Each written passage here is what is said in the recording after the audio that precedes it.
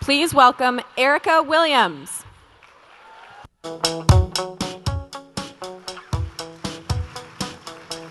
morning. Good morning, everyone. I'm so seriously excited to see all of your faces here today. And when I get really excited and exciting things and times happen, I tend to think of my father. I was a tried and true daddy's girl all the way through. He was my best friend. He made me excited all the time. He gave me inspirational quotes every day when I walked out the door for school. He passed away when I was 16 years old, but at exciting times, not just days and moments like this, but especially where we are as a nation, I tend to think of him and what would he say. And there was a principle that he taught me that was exemplified by a quote from Michelangelo, and it says that the greatest danger for most of us lies not in setting our aim too high and falling short, but in setting our aim too low and achieving the mark. I'm going to say it again, that the greatest danger for the most of us lies not in setting our aim too high and falling short, but in setting our aim too low and achieving the mark. I think that quote is so fitting for where we are as a country, and especially where we are as a generation of young people. Many in our nation today are satisfied with the election of President Obama, satisfied with a Democratic Congress, satisfied being told that we just have to kind of ride this recession out, deal with the lack of jobs, accept that single-payer health care maybe isn't a practical option, and just be grateful that we're getting reform at all. We're being told to work hard to get good grades and maybe qualify for a scholarship or a grant or two here and there, and accept the exorbitant cost of education and the disparities that exist within the system. Some say that we should be satisfied to finally have leadership that even believes global warming is real and is willing to do anything at all before Copenhagen and just leave it at that. But going back to that quote, I think that aim is a little bit too low. See, a high mark for me, and I really believe a high mark for our generation is getting our elected officials in Congress not to be democratic, but to be truly progressive, to actually support the policy positions that we are demanding. And that's what Campus Progress is doing, and that's what our generation is doing. We are reaching for the high marks. But in order to reach for the high mark, you have to know where you're starting. And where do we begin today, not just as a nation, but as a generation economically? Let's talk a little bit about our very own economic crisis. When you look at unemployment among young people aged 16 through 24 is nearly 9 points higher than the national average. The 16 to 24 group represents 15% of the labor force and 1/3 of the underemployed. Young African Americans and young Hispanics also suffer even more in the job market. If you turn to healthcare, young adults between the ages of 19 and 34 represent over 1/3 of the entire uninsured population. Over half of all young adults have low incomes, and low-income young adults are more than 2.5 times as likely to be uninsured as higher-income adults. And despite common myths, despite what the media tells you, the most commonly cited reason for a young person not having insurance is because he or she can't afford it. Not because we think we're invincible, not because we think we don't need it. We cannot afford it. If you look at higher education, overall, approximately 23% of freshman student borrowers drop out of school because of debt. The average student graduates with twice as much debt as a decade ago, while entering a job market with far fewer possibilities and opportunities. And 1 in 4 public university students graduates with debt that is unmanageable on the average teacher's income and salary.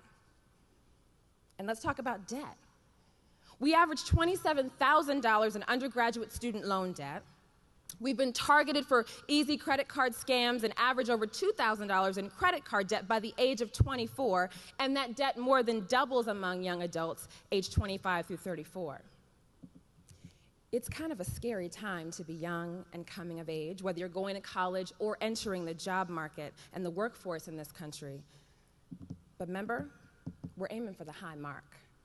So here's what we are doing about it. Here's what Campus Progress is doing about it. We're taking on, David mentioned earlier, we are now taking on this year a platform of economic opportunity for young people. We're taking our future into our own hands and saying that while everyone else is looking at the current crisis, we are only supporting and advocating and pushing for solutions that also give us the opportunity to have a prosperous, just, and healthy economic future. This is our economic solution. We want to invest in green jobs and a clean energy economy, and we want to do it now. We want to ensure quality, affordable health care for all, and we want to do it now. We want to make sure that higher education is affordable and accessible, and we want to do it now. That's the high mark. Now, those three goals are the prongs of our economic opportunity campaign. And you might say, well, that's not unique, Erica. Most progressives are working on those three things. What makes this different? But Campus Progress and young people across this country are working at it and coming at these issues from a unique angle. We are ensuring that every solution takes young people's economic future into account. And we're talking about these solutions in unique ways, in ways that challenge the system and challenge the status quo. And I'm going to give you a very, very clear example. For higher education, President Obama has proposed a plan to increase the Pell Grant, to make college more affordable. And the Pell Grant is a grant that makes it easier for low and middle-income students to attend college. His plan proposes to end a program that gives banks wasteful subsidies on student loans and switch to a more effective program and use the savings, which is estimated to be as much as $87 billion over 10 years, to help students pay for college, to help increase the Pell Grant. Sounds simple, right? It sounds like the right thing to do. But unfortunately, bank lobbyists are pressuring Congress to kill that common sense reform. They don't want to take that $87 billion out of their pockets and out of their hands and into the hands of low and middle income students that need it and need access to a higher education. But we're reaching for the high mark.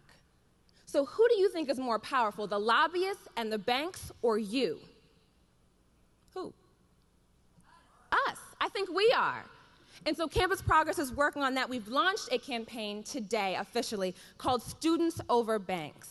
If you go to the website, studentsoverbanks.org, we also call it, SOB for short, just because, That's who we are, right? We are fighting for Students Over Banks, not just for this particular campaign, but because it illustrates a principle that we believe through and through for all of these issues, that our interests, our needs, our families, our concerns, the interests of real people do and should matter much more than the interests of corporations and lobbyists and companies and those that have. That's what we believe, and we believe that across the board. So if you go to studentsoverbanks.org, you can see a wonderful website that's there. The point of the campaign is simply to galvanize grassroots support and pressure Congress to support and pass President Obama's plan to make college more affordable. If you look in your bags, you should have received a card today. There's a quick and easy way that you could actually take part in the campaign today, right now. On the back of the card, we've got a couple lines there for you to fill out your issues, your stories about paying for college. Whether it's your own personal story about having to work multiple jobs, about how hard it was for you to find loans, about the amount of debt that you carry, about perhaps not even being able to pay for college and having to drop out. If it's dramatic, great. If it's not, that's okay. We want you to write your story on the back of this card. We're going to take them tomorrow to Congress at our lobby day, and we're going to say these are the stories of young people that we are fighting on their behalf. At the same time, there's also an added benefit of participating. If you take your card and drop it off today at the Campus Progress table out in the lobby during the networking session at any point throughout the day, it is at the same time entering you in a raffle to receive signed copies of Bill Clinton's book and Van Jones' book. Van Jones is The Green Collar Economy, and Bill Clinton's book is called Giving. President Clinton, it's called Giving, and we're getting signed copies. So this card not only states your support of the campaign, but it also enters you in a raffle, so it's a 2-for-1. If you are interested not only in that, but also figuring out other ways to get involved. And this is not just for those people who identify as activists. I know this room is filled with many people who consider themselves journalists and artists and anything in that spectrum. Campus Progress wants to work with you and support you and stand by your side. And there's a very new and exciting and easy way to do that. Also in your bag, you should have received a Campus Progress Network card. It says CP Network. This is an exciting new way that we are kind of streamlining the process for you all to get involved with us and be able to access all of the resources that Campus Progress has just for you. The network is comprised of young people across the country interested in progressive values, working on any number of issues, and being a part of a larger progressive movement. On the back of the card, it tells you what you have to do to be involved. It's pretty simple. Just fill out your information, and you'll have access to so much. Our staff, our resources, priority on travel, an online forum, regional conferences. There's so much that we have ready for you. Just fill out the simple card and drop it in the box throughout the day. You can also see Campus Progress staff in T-shirts. I'm telling you, we're going to be doing some amazing stuff this year. And through each thing that we do as an organization, but more importantly, that you all do in your local communities and on your campuses, keep in mind that this is not the year to sit back and rest on our laurels, and instead, we are reaching for the high mark. Thank you.